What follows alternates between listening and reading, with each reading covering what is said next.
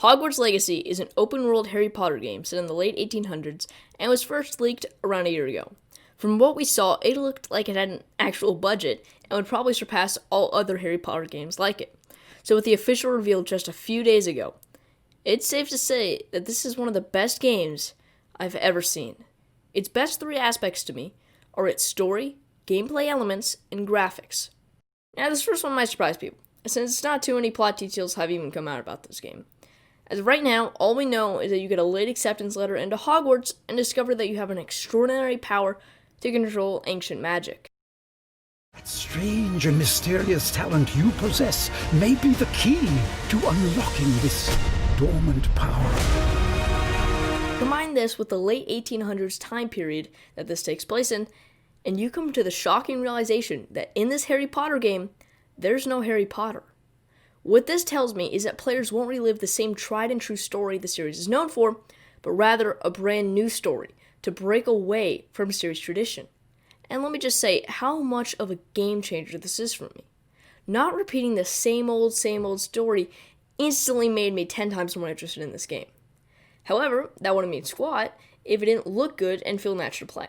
Now, if you look online, people seem to unanimously agree that the art direction in Hogwarts Legacy is superb and showcases some of the best visuals yet for the next-gen hardware.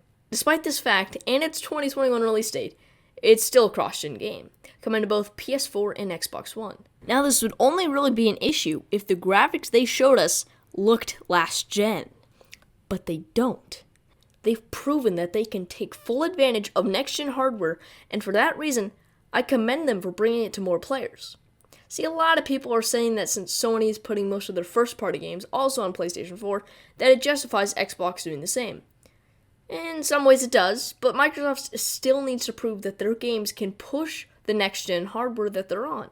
Anyways, that's a discussion for a whole entire different video. But gameplay. We've seen actually quite a bit of how the game will play and the genres that it resides in.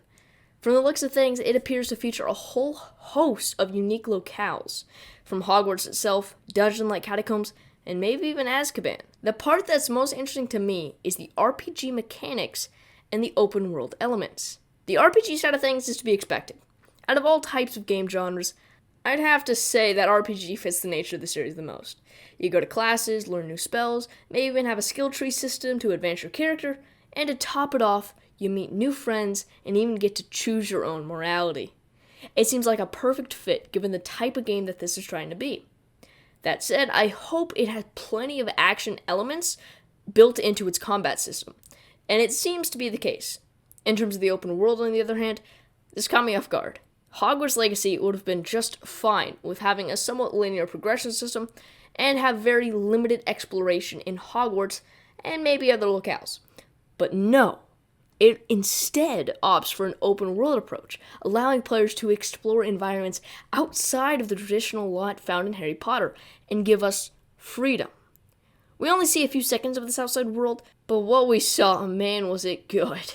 You were flying on a freaking hippogriff over beautiful landscapes, and then we see monsters and skeletons peeping out of these caves. It just looked epic. I can only hope that the final game lives up to the insanely high expectations set with the trailer. What I do know, however, is that this is not a normal Harry Potter game, and is most importantly, a new, original take on the beloved series.